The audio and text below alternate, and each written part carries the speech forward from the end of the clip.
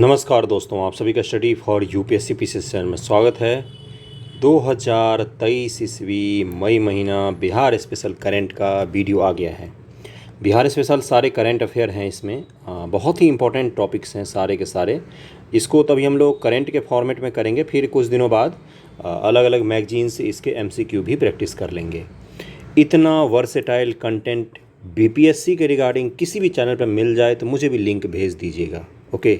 सुबह सुबह newspaper discussion upload होता है, उसके बाद एनसीईआरटी एमसीक्यू अभी हम लोग कर रहे हैं। ज्योग्राफी और हिस्ट्री का मैम करवा रही हैं। बहुत ही शानदार वीडियो होते हैं, मिस मत कीजिएगा। एग्जामिनेशन के बाद आप मुझे बोलेंगे तो मुझे अच्छा नहीं लगेगा कि किसी का एग्ज़ाम में कोई सवाल छूट जाए। हर चीज़ को पूरा डायमेंशन कवर करके पढ़ कर जाइए एग्जामिनेशन में। एक अच्छी तैयारी तो कीजिए, होना ना होना बाद की बात होती है। कम से कम 100% अपना तैयारी तो करके जाए ना हम लोग, है ना। तब तो एग्ज़ाम में होगा ना होगा वो बाद की चीज़ है। एग्जामिनेशन में सवाल कैसे आते हैं वो उस पर डिपेंड करता है कि आप किसका कितना जाता है, कट ऑफ कितना जाता है, कितना आप सही करके आएँ, कितना गलत करके आएँ। लेकिन एक बार अपने अंदर से तो आना चाहिए कि नहीं, मैं अब तैयार हूँ एग्ज़ाम देने के लिए, 100% तैयार हूँ, मेरा कुछ भी नहीं छूटा है। Geography, history, Bihar special, current affair, national international सब मेरा तैयार है अच्छे से। तो एक बार अच्छे से तैयारी कीजिए। रिजल्ट बाद की चीज़ होती है, पहले खूब मन से 100% अपना देकर खुद से झूठ नहीं बोलना है। जीवन में पहली और आखिरी प्रायोरिटी इसी चीज़ को दीजिएगा कि जीवन में सबसे झूठ बोल लें, खुद से नहीं। ओके। अच्छे से तैयारी कीजिए और उसमें मैं आपका मदद करूंगा, जितना तक संभव होता है मैं मदद करता हूं। ओके, चलिए शुरू करते हैं। वीडियो को शेयर कर दीजिएगा जहां भी संभव हो सके।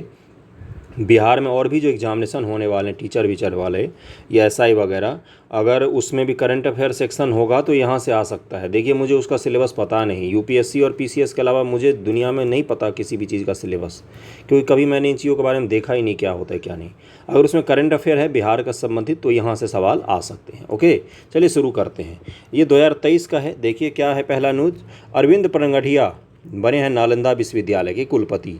जो नालंदा विश्वविद्यालय थी, याद कीजिए, कुमार गुप्त ने बनवाया था, गुप्त वंश के शासक ने। उसको फिर से पुनः निर्मित किया गया है नालंदा में ही, और बहुत ही अच्छा यूनिवर्सिटी बनाने की उन्होंने कोशिश की है। इंफ्रास्ट्रक्चर वगैरह भी मैंने इंटरनेट पर देखा था, काफ़ी अच्छा है उनका। तो अरविंद पनगढ़िया जी जो हैं, इनको उसका वाइस चांसलर बनाया गया है। 29 अप्रैल 2023 को, डेट भी याद रखिएगा, बीपीएससी पूछ लेती है। भारत सरकार द्वारा प्रसिद्ध अर्थशास्त्री अरविंद पनगढ़िया को बिहार के नालंदा में स्थित प्रसिद्ध नालंदा विश्वविद्यालय का कुलपति नियुक्त किया गया है। प्रमुख बिंदु क्या है? अरविंद पनगढ़िया जी बहुत बड़े अर्थशास्त्री हैं। जीएसटी वीएसटी लागू करने में इनका बहुत बड़ा योगदान है गुरु, इसलिए इनके बारे में थोड़ा सा पढ़ लो क्या लिखा हुआ है। नवनियुक्त कुलपति कुलाधिपति अरविंद पनगढ़िया वर्ष 2015 में स्थापित नीति आयोग के पहले उपाध्यक्ष के रूप में काम कर चुके हैं। नीति आयोग का अध्यक्ष कौन होते हैं? भारत के प्रधानमंत्री। उपाध्यक्ष पहले रहे थे कौन? अरविंद पनगढ़िया जी। पद्म भूषण सम्मानित अरविंद पनगढ़िया वर्तमान में संयुक्त राज्य अमेरिका के सम्मानित कोलंबिया यूनिवर्सिटी में अर्थशास्त्र के प्रोफेसर हैं। कोलंबिया यूनिवर्सिटी जहाँ से अम्बेडकर जी ने पढ़ा हुआ है, वहाँ के ये अभी प्रोफेसर हैं इकोनॉमिक्स के। वो अब बनेंगे कहाँ पर? अपने नालंदा विश्वविद्यालय के वीसी बनाए जाएंगे। ओके, इस न्यूज़ में यही था। अगले न्यूज़ पर चलते हैं। पहली बार मछली उत्पादन में आत्मनिर्भर हुआ बिहार। 8.46 लाख टन हुआ है उत्पादन, मछली का उत्पादन हुआ है। मिथिलांचल के 3 चीज़ें पहचान होती है, पान, मखान और माछ। माछ बोलते हैं हमारी भाषा में, मैथिली भाषा माछ बोलते हैं मछली को।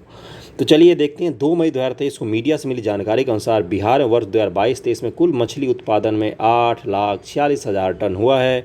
2021-22 में 7.61 लाख टन की तुलना में 85,000 टन ज़्यादा है।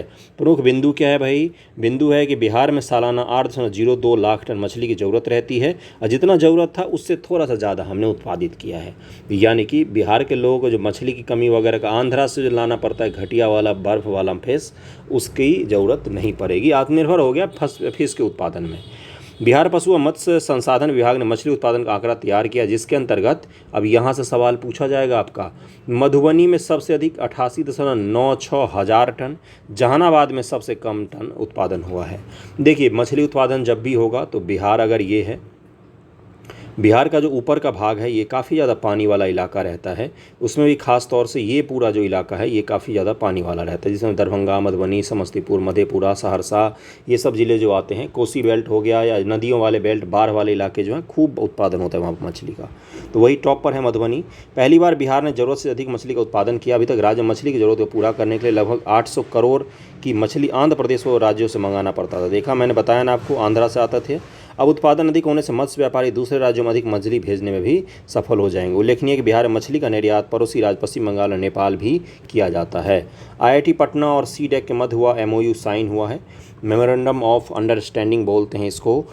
2 मई 2023 को आईआईटी पटना में सितंबर 2023 तक सुपर कंप्यूटर स्थापित करने के लिए आईआईटी पटना और सीडैक के बीच में एमओयू साइन हुआ है। इस एमओयू पर आईआईटी पटना के निदेशक प्रोफेसर टीएन सिंह और सीडैक के महानिदेशक ई मंगेश ने हस्ताक्षर किया है। क्या है भाई, इसमें 20 करोड़ से लागत से एक सुपर कंप्यूटर पटना आईआईटी में हम लोग लगाएंगे। इस सुपर कंप्यूटर से 833 टेरा फ्लॉप और 1 ट्रिलियन फ्लोटिंग पॉइंट ऑपरेशन के साथ डेटा की गणना कर सकेंगे। देखिए अपने लिए न्यूज़ का क्या काम का है कि सुपर कंप्यूटर जो होता है, भारत का एक सुपर कंप्यूटर मिशन भी चल रहा है जो सीडैक के तहत ही चलाया जाता है।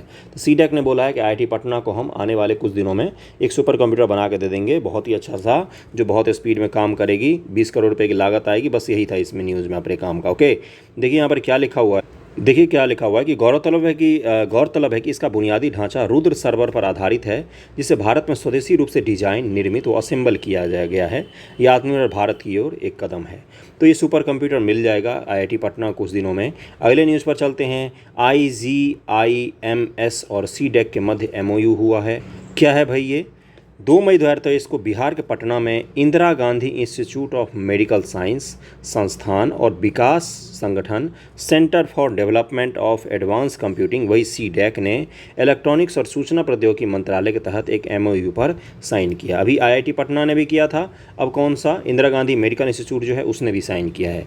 अब क्या है, Indira Gandhi institute of medical science संस्थान के निदेशक डॉक्टर विनय कुमार और पटना के निदेशक और आदित्य कुमार सिन्हा, सीडैक के महानिदेशक ई मंगेश की उपस्थिति में एमओयू पर साइन हुआ है। क्या है होगा इसमें, अब ये देख लेते हैं हम लोग।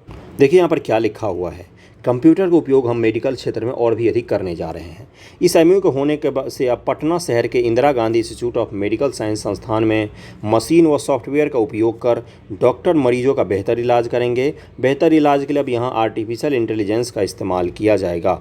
अब दोनों संस्थान मिलकर कैंसर सहित कई घातक रोगों और औषधियों के विकास में एआई का इस्तेमाल कर मरीज का इलाज करेंगे। इसमें टेक्निकल सपोर्ट कौन प्रोवाइड करवाएगी? तो सीडैक देगी इस टेक्निकल सपोर्ट। किसको?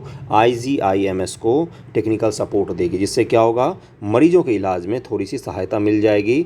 आर्टिफिशियल इंटेलिजेंस के प्रयोग से स्वास्थ्य क्षेत्र में मेडिकल डेटाबेस तैयार करने, उपकरण के रखरखाव, स्टाफ की कमी दूरी करने, प्रयोगशाला सुविधाओं को बढ़ाने, रोगों का शीघ्र पता लगाने, इन सब चीज़ों में काफ़ी ज़्यादा मदद मिल सकती है। मिशन परिवर्तन को शुरू किया गया है। वीडियो पसंद आ रहा हो तो लाइक कर लीजिएगा, कुछ भी नहीं जाता, करंट तो बिल्कुल भी नहीं लगता है। शेयर कर दीजिएगा जहाँ भी संभव हो सके। 4 मई 2023 को बिहार के उप मुख्यमंत्री तेजस्वी प्रसाद यादव ने सभी मेडिकल कॉलेज अस्पतालों की सेहत में सुधार के लिए मिशन 60 दिन के तर्ज पर मिशन परिवर्तन को लॉन्च किया है। क्या है ये भाई?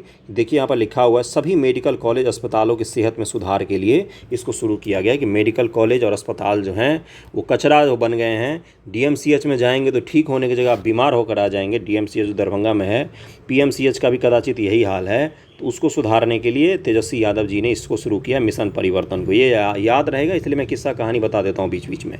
मिशन परिवर्तन को, इस मिशन का मुख्य उद्देश्य अस्पतालों को मरीज फ्रेंडली बनाना। अभी तो आप अगर इलाज करवाने जाएंगे या कभी बैंक जाएंगे सरकारी, तो लगता है इसे एहसान कर रहे हो हम पर काम करके। ऐसा तो होता होगा, आपके साथ भी हुआ होगा।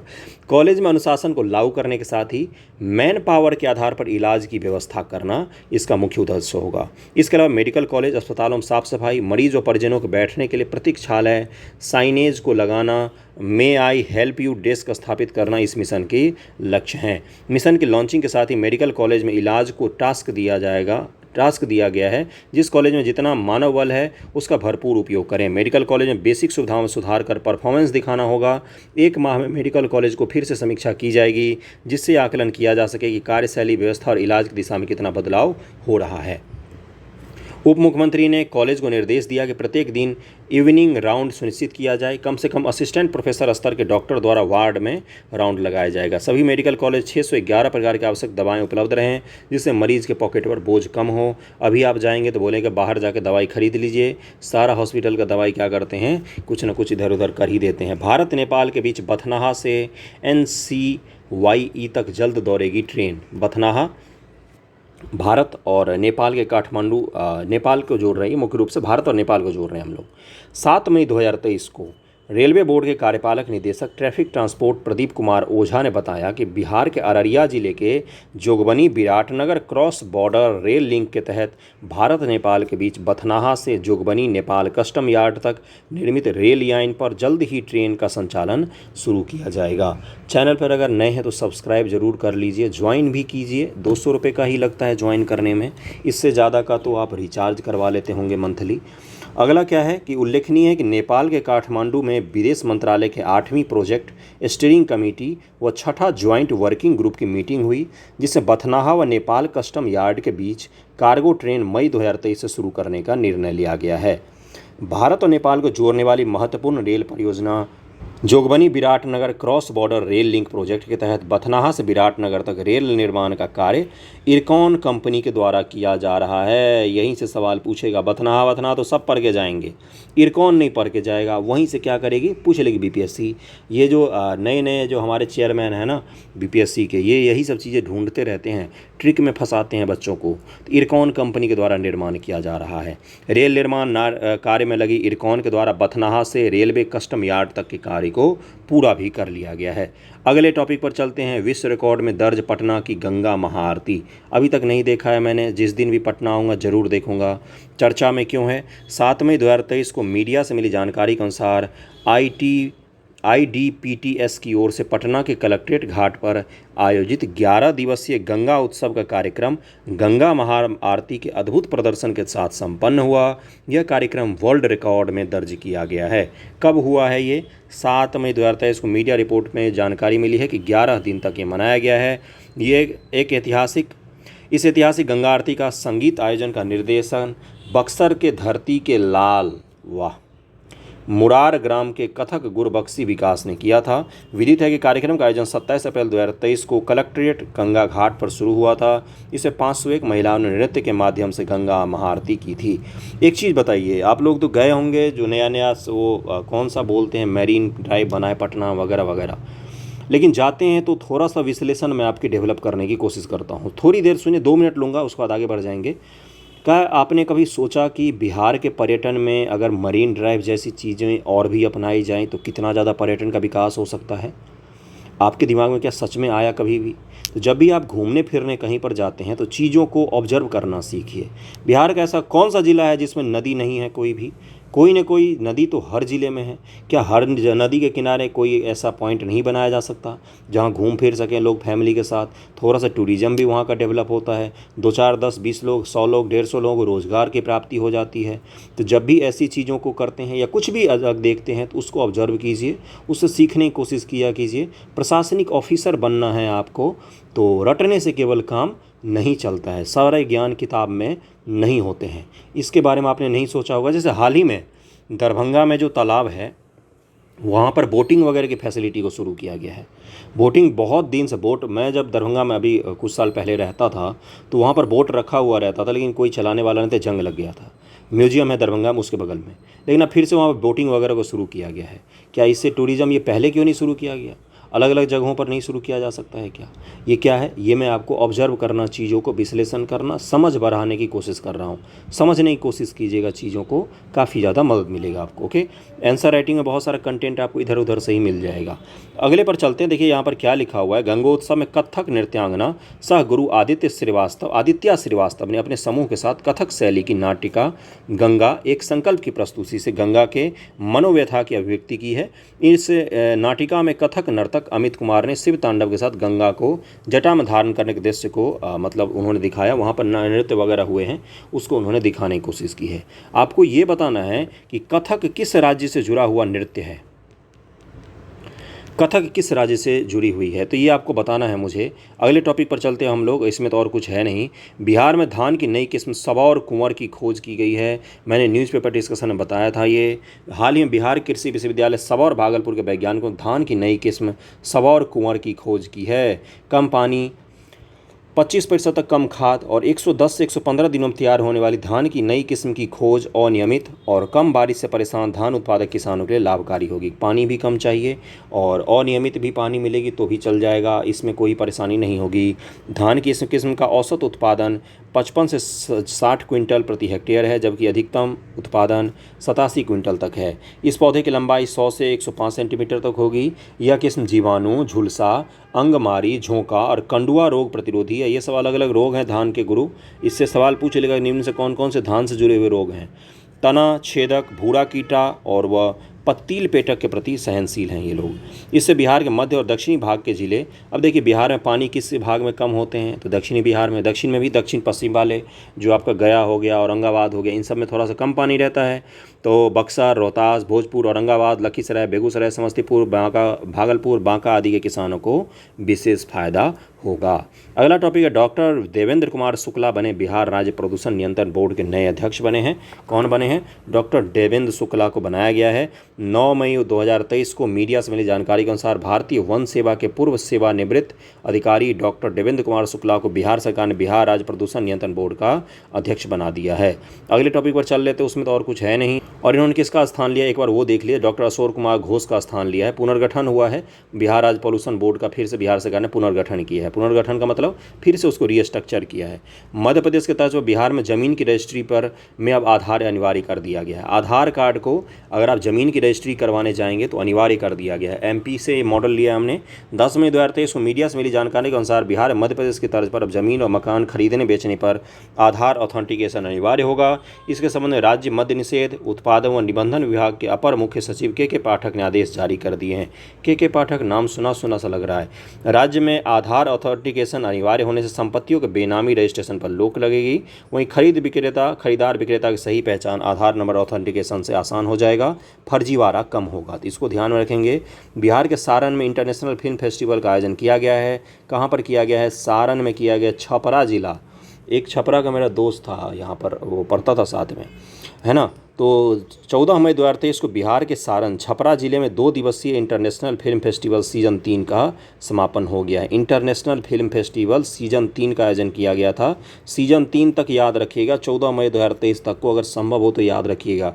पिछली बार गंगा जल उद्वह योजना का कब उद्घाटन हुआ ना, वो बीपीएससी पीटी में पूछ लिया और डेट डाल के कंफ्यूज कर दिया बहुत सारे बच्चों को।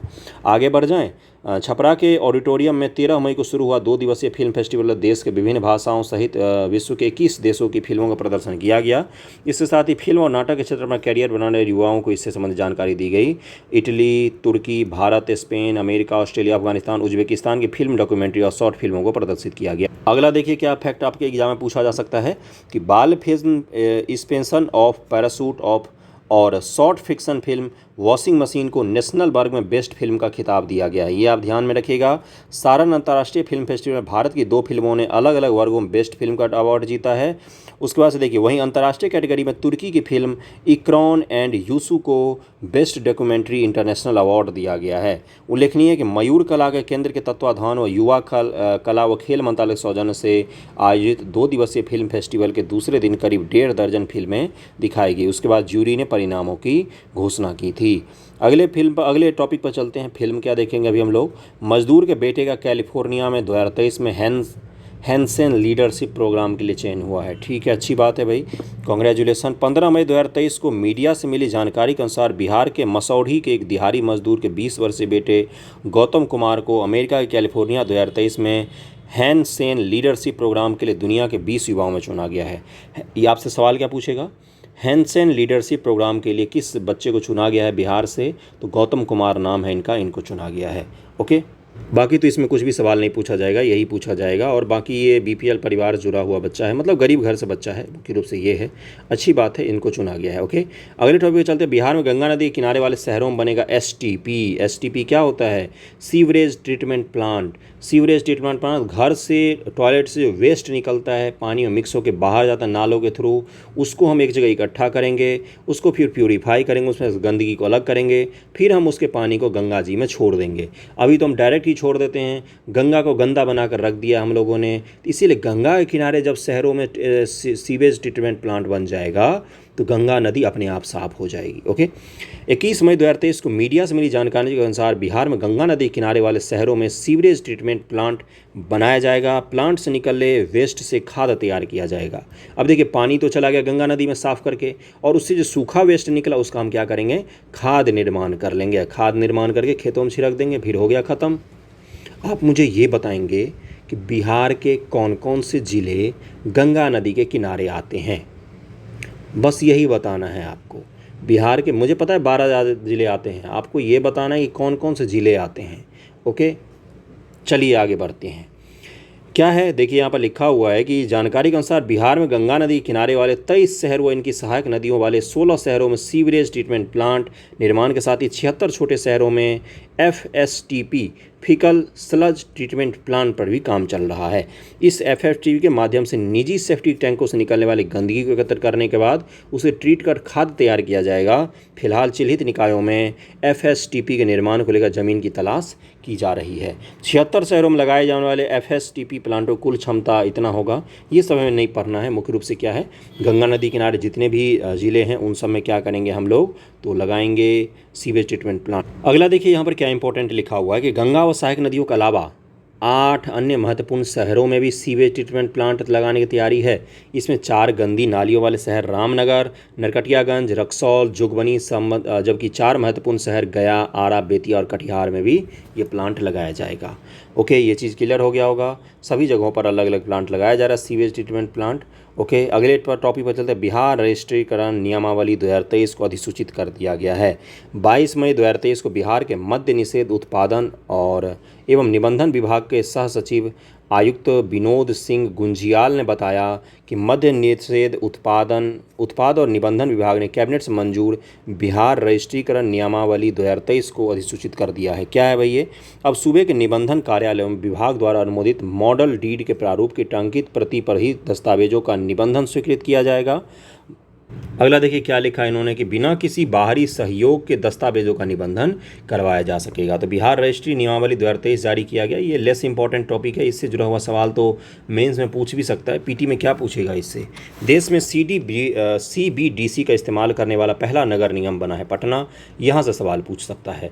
23 मई 2023 को मीडिया से मिली जानकारी के अनुसार बिहार के पटना नगर निगम के महापौर, उप महापौर एवं नगर आयुक्त ने भारतीय रिजर्व बैंक द्वारा निर्मित डिजिटल करेंसी ई-रुपया का शुभारंभ किया, जिससे अब इस डिजिटल करेंसी का उपयोग संपूर्ण पटना निगम के क्षेत्रों में किया जाएगा। डिजिटल करेंसी जो आरबीआई ने लॉन्च किया है, डिजिटल करेंसी, ट्रांजैक्शन की बात नहीं हो रही है यहाँ पर, करेंसी। ओके, नगर निगम मुख्यालय मौर्या लोक परिसर में पूरी तरह से इस पेमेंट सिस्टम को अपनाया जाएगा। इसके साथ ही बिहार नगर निगम के सभी अंचल व पेमेंट काउंटरों पर भी इसका उपयोग किया जाएगा डिजिटल करेंसी का। गौरतलब है कि भारत में CBDC central bank digitally currency इस्तेमाल करने वाला पहला नगर निगम पटना नगर निगम है। सेंट्रल बैंक डिजिटल करेंसी को उपयोग करने वाला पहला नगर निगम देश का कौन सा है? अपना पटना नगर निगम ही है। इस दौरान पार्षदों के लिए कार्यशाला का भी आयोजन किया गया, जहां उन्हें डिजिटल ई-रुपया के लाभ इस्तेमाल की जानकारी वगैरह भी दी जाएगी। तो इससे संबंधित जो सवाल पूछे जाएंगे वो यही होगा कि कहां पर इसका इस्तेमाल सबसे पहली बार किया गया है। नगर निगम के तौर पर देखें तो सब पहला नगर निगम कौन सा है? तो अपना पटना निगम ही देश का है। बिहार के हर पंचायत में लगेगी फूड प्रोसेसिंग यूनिट। देखिए, फूड प्रोसेसिंग क्या होता है? आलू है, आलू कितने का किलो मिलता है? बहुत महंगा हो गया तो 20 रुपये, 25 रुपये, बहुत महंगा हो गया 25 रुपये किलो आलू। और चिप्स 25 रुपये के पैकेट में 25 चिप्स भी नहीं रहते हैं। इसी को क्या कहा जाता है? फूड प्रोसेसिंग, खाद्य प्रसंस्करण वगैरह किया जाता है। इससे क्या होगा? उनका वैल्यू एडिशन किया जाता है उनमें। सोचिए कि वही आलू को थोड़ा सा नमक तेल मसाला लगा के चिप्स बना के और कितना महंगा बेचा जा रहा है। तो यही कारनामा करना अब हमें भी क्या लगाया जा रहा है, प्लांट लगाया जा रहा है।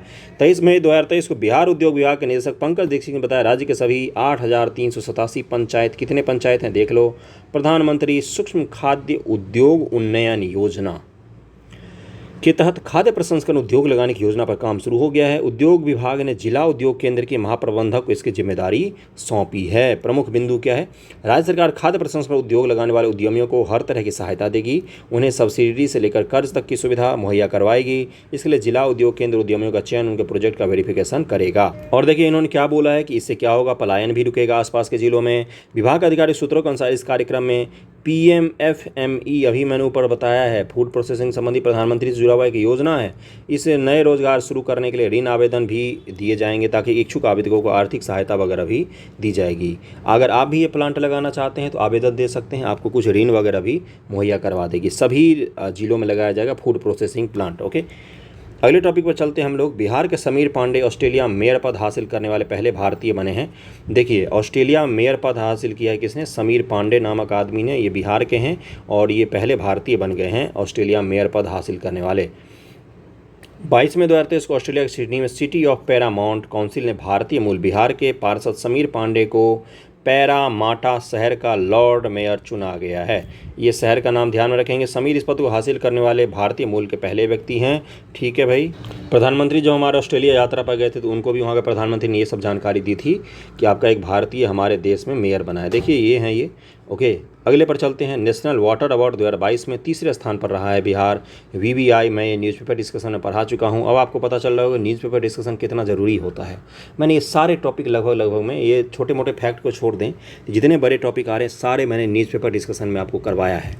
23 मई 2023 को केंद्रीय जल शक्ति मंत्रालय के द्वारा नेशनल वाटर अवार्ड्स 2022 में सर्वोत्तम राज्य की श्रेणी में बिहार को देश में तीसरे स्थान पर रखा गया है। बिहार सरकार द्वारा जल संरक्षण और जल संसाधनों के प्रबंधन के क्षेत्र में किए गए उत्तम कार्य और प्रयासों के कारण ये अवार्ड मिला हमें। जल संसाधन सूचना और जनसंपर्क मंत्री संजय कुमार झा ने कहा कि जल व हरियाली का संरक्षण संवर्धन के लिए जल जीवन हरियाली मिशन शुरू किया गया।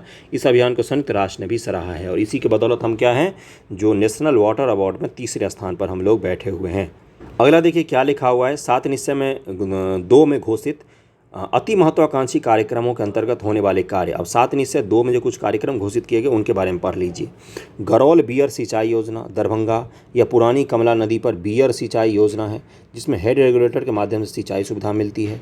जैतपुर पंप नहर योजना भभुआ, इसके माध्यम से कर्मनाशा नदी के जल स्राव को विभिन्न प्रखंडों में सिंचाई सुविधा के लिए उपलब्ध कराई जाएगी। गया जिले के बोधगया प्रखंड में कौन सा है, मोहाने नदी पर बतसपुर बियर का निर्माण और मोराटाल पाइन से निश्चित वितरण प्रणालियों के आधुनिकीकरण का कार्य भी किया जा रहा है। और अगला क्या रखा हुआ है, उदेरा स्थान बराज योजना, ये बिहार शरीफ, यह एक बृहद सिंचाई योजना है जिसमें जहानाबाद और गया जिले के प्रखंडों में सिंचाई की क्षमता विकसित हुई है। हर योजना शहर के हिसाब, जिले के हिसाब से ध्यान में रखिएगा। किसी भी जिले का कोई एक योजना उठाकर पूछ लेगा, बिहार का टॉप रैंकिंग में नाम आना ही अपने आप में बहुत बड़ी न्यूज़ है। हम कभी टॉप में रहते नहीं, हम नीचे ही रहते हैं अक्सर।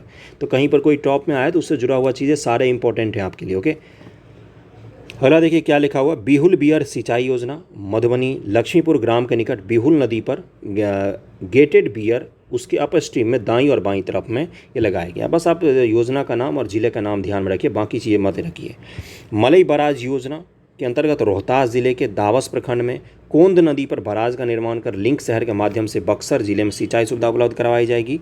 बलवा घाट बराज सह सिंचाई योजना मधुबनी बलवा ग्राम के पास धौंसा नदी पर आधारित इस सिंचाई योजना में बहुत सारा काम किया जाएगा। विदित है कि पहला राष्ट्रीय जल पुरस्कार 2018 में राष्ट्रीय जल शक्ति मंत्रालय के द्वारा शुरू किया गया था।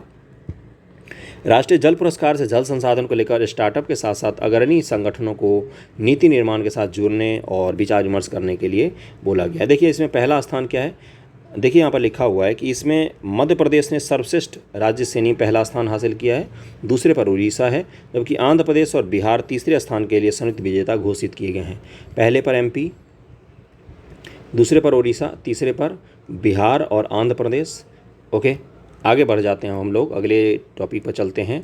बिहार में 793.97 करोड़ रुपए के 67 निवेश प्रस्तावों को मंजूरी मिली। देखिए क्या सब लिखा हुआ है यहाँ पर कि 25 मई 2023 को बिहार के विकास आयुक्त विवेक कुमार सिंह की अध्यक्षता में आयोजित राज्य निवेश प्रोत्साहन परिषद की 47वीं बैठक में 2 करोड़ रुपये से अधिक के 67 प्रस्तावों को प्रथम स्टेज की हरी झंडी दी गई है। 793.97 करोड़ रुपये के निवेश प्रस्तावित किए गए हैं। उद्योग विभाग की तरफ से जारी की गई आधिकारिक जानकारी के मुताबिक 18 प्रस्ताव खाद्य प्रसंस्करण के क्षेत्र में हैं। इनमें कुल निवेश 435 करोड़ रुपए से अधिक के प्रस्तावित किए गए हैं।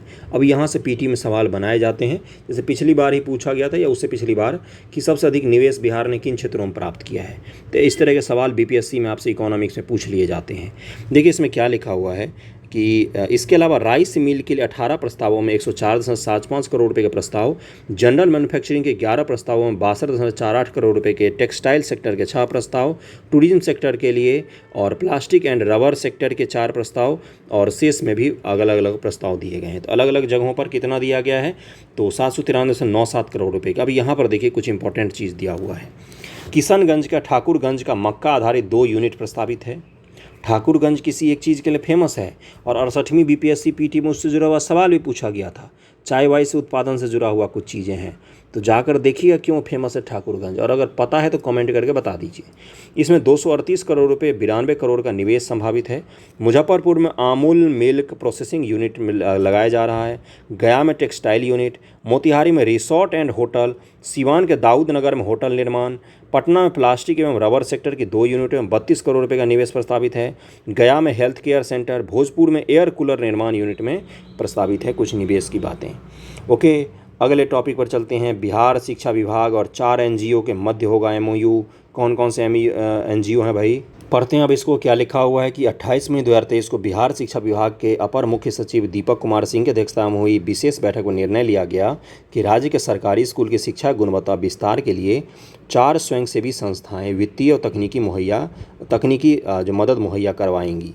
अब इसको पढ़ते हैं क्या सब लिखा हुआ है कि इसमें केंद्रीय भंडार नामक संस्था 9-10 विद्यार्थियों को स्पेशल कंटेंट मुहैया करवाएगी। विशेष रूप से क्यूआर कोड से क्रियाशील होने वाली विशेष सामग्री उपलब्ध करवाएगी। और कौन कौन से संस्थान हैं, देखिए यहाँ पर लिखा हुआ है कि इसके अलावा 3 अन्य संस्थानों ने बिहार में शिक्षा की बेहतरी के लिए काम करने की इच्छा व्यक्त की है। तीनों संस्थान के नाम ध्यान में रखिएगा, जिसमें आदित्य बिरला ग्रुप की संस्था माइंड स्पार्क भी शामिल है, जो ऐप के माध्यम से बच्चों का लर्निंग लेवल सुधारने पर काम करने जा रही है। केंद्रीय भंडार संस्था लर्निंग ऐप के जरिए विद्यार्थियों और अध्यापकों को मोबाइल ऐप पोर्टल के जरिए पठन पाठन सामग्री उपलब्ध कराएगी, और ऐप राज्य सरकार के सुझाए गए नाम से लॉन्च किया जाएगा। इस पर आने वाले खर्च राज्य सरकार वहन करेगी। ओके, अगला क्या है, इसी तरह माइंड स्पार्क को निर्देशित किया गया है कि पटना जिले के जिन कस्तूरबा गांधी विद्यालयों में इंफ्रास्ट्रक्चर उपलब्ध है, उन विद्यालयों में कार्य को लेकर एमओयू लेकर आएँ। यह संस्था सीखने के स्तर पर कक्षा का अनुरूप करने में सहयोग प्रदान कर सकती है। बैठक की रिपोर्ट के मुताबिक बच्चों के नैतिक व आध्यात्मिक विकास के लिए जेसुइट पीस मिशन काम करेगी। कौन सी मिशन काम करेगी, जेसुइट पीस मिशन काम करेगी। उसमें भी कहाँ खास तौर से बोध गया प्रखंड की 2 पंचायत इलराहा और शेखवार पंचायत के 13 विद्यालयों में मेडिटेशन और Wisden of for all religious का प्रशिक्षण दी जाएगी। यहाँ पर इसके संस्था के द्वारा, किसके, जेसुइट पीस के संस्था के द्वारा दी जाएगी। जेसुइट पीस मिशन के तहत यह काम बोध गया के जीवन संगम करेगा, जो कि पटना जेसुइट की चैरिटेबल संस्था है। इसी तरह एजुकेट इंडिया नाम की संस्था कक्षा 3 से 5 तक के विद्यार्थियों को प्रारंभिक साक्षरता मुहैया करवाएगी। इसके लिए डोर टू डोर सर्वेक्षण किया जाएगा। कौन सी संस्था है, एजुकेट इंडिया नामक संस्था है। 2 से 3 जिलों में मल हेल्प डेस्क भी बनाना प्रस्तावित है। ये गलत लिख देते हैं, गलत सलत हिंदी लिखते हैं। 2 से 3 जिलों में होगा, हेल्प डेस्क बनाना भी प्रस्तावित है। बैठक में एजुकेट इंडिया को निर्देशित किया गया है कि एमओयू का ड्राफ्ट तैयार करें, इसके बाद उसके प्रस्ताव पर निर्णय लिया जाएगा। देखिए इसमें आपको पूछा क्या क्या जाएगा कि कौन सी संस्था कौन सा काम करे। जैसे गया जिले में जेसुइट सोसाइटी जो है ये मेडिटेशन, आध्यात्मिक और शैक्षणिक चीज़ों को बढ़ावा देगी। अलग अलग जगहों पर जैसे महिंद्रा की है, देखिए यहाँ पर लिखा हुआ था, महिंद्रा नहीं आदित्य बिरला कंपनी की है, जो अलग अलग संस्थाएं वो भी काम करेंगी। दरअसल काम क्या करेंगे, देखिए बिहार में शिक्षा व्यवस्था तो बर्बाद है, सरकार के बदौलत तो कुछ हो नहीं रहा है, तो अलग अलग सेल्फ हेल्प ग्रुप हैं एनजीओ हैं, अब उनको भरोसा में लेकर उनको बोल रहे कि आप हमारी मदद कर दो, तो आप सरकार काहे का हो जब आपको एनजीओ का ही मदद लेना है। एनजीओ तो उन क्षेत्रों में काम करते हैं जहाँ आदिवासी वगैरह बेचारे रहते हैं, जहाँ तक सरकारी संस्थाएं नहीं पहुँच पाती हैं। अब ये बिहार सरकार ये काम करे, ठीक है काम कर रही है, इनको बस ध्यान में रखिएगा एक आध संस्थाओं को, क्योंकि अगर उससे जुड़ा हुआ सवाल पूछा जाता है तो आप करके आ जाइएगा। ओके, अगले टॉपिक पर चलते हैं। बिहार के सभी मेडिकल कॉलेज अस्पतालों के भवन एक ही रंग के होंगे, ले लोटा रंग को एक ही रंग में रंग दिया सबको। 30 मई 2023 मीडिया से मिली जानकारी के अनुसार बिहार स्वास्थ्य विभाग ने मिशन परिवर्तन के तहत, मिशन परिवर्तन कौन चला रहे हैं, तो वही तेजस्वी यादव जी चला रहे हैं, सभी मेडिकल कॉलेज अस्पताल के भवनों को एक समान रंग में रोगन करने का निर्देश दिया है। इसका मॉडल भगवान महावीर आयुर्विज्ञान संस्थान पावापुरी बिम्स को माना गया है। मॉडल किसको माना गया है, जो बिम्स का कलर है ना, उसी कलर का जो राज्य है बिहार, उसके सभी मेडिकल कॉलेजों को रंग दिया जाएगा एक ही कलर में। बहुत सही है। विदित है कि बिहार के मेडिकल कॉलेज अस्पताल मिशन परिवर्तन चलाया जा रहा है, इसके बारे में बता ही चुका हूं। और बिहार राज्य में 10 मेडिकल कॉलेज और अस्पताल को मिशन परिवर्तन के तहत इसमें शामिल है। पटना मेडिकल कॉलेज अस्पताल, नालंदा में भी है, श्री कृष्ण मेडिकल कॉलेज अस्पताल भी है, मुजफ्फरपुर और से GMC Bettiah, Darbhanga medical college अस्पताल भी है। फिर अलग अलग जगह जिलों में जहाँ जहाँ पर जो भी है ना, उन सब को एक ही कलर में रंग देंगे। कौन सा, तो भगवान महावीर आयुर्विज्ञान संस्थान पावापुरी के तर्ज पर हम लोग रंग देंगे। ओके, तो देखिए आपका बहुत सारा कुछ मैंने कंप्लीट करवा दिया, अंतिम है ये। इसका मॉडल बीम्स को माना गया है। अब बीम्स के भवनों का रंग जैसा ही सभी मेडिकल कॉलेज होंगे। गौरतलब है कि इसके पहले मिशन 60 डे के तहत, मिशन 60 डे किससे जुड़ा हुआ है, देखिए यहाँ पर लिखा हुआ है, ऐसे ही पीटी में पूछा जाता है। राज्य के सभी जिला अस्पतालों में एक ही तरह के रंग में रंगने का आदेश दिया गया था। राज्य के सभी जिला अस्पतालों के भवनों को एक रंग में रंगाई कर दिया गया है। इस फार्मूले को बढ़ाते हुए मेडिकल कॉलेज के भवनों और वार्डों को भी एक समान रंग में रंगने का आदेश दे दिया गया है। देखिए, इससे पहले केवल अस्पतालों को रंगा गया था, अब कॉलेज वगैरह सबको भी रंग देंगे हम एक ही कलर में। तो आपको पता चल गया होगा कि क्या है क्या नहीं, और मिशन 60 डे तो पता चल ही गया किससे जुड़ा हुआ है। ये आज का हमारा करंट अफेयर सेक्शन कंप्लीट हो गया। 2023 के मुख्य करंट अफेयर मैंने करवा दिए हैं। ओके, सारा लगभग मैं करवा दिया है 2023 का जो भी टॉपिक था।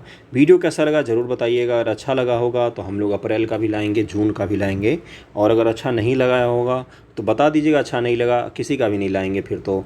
थैंक यू सो मच आप सभी का।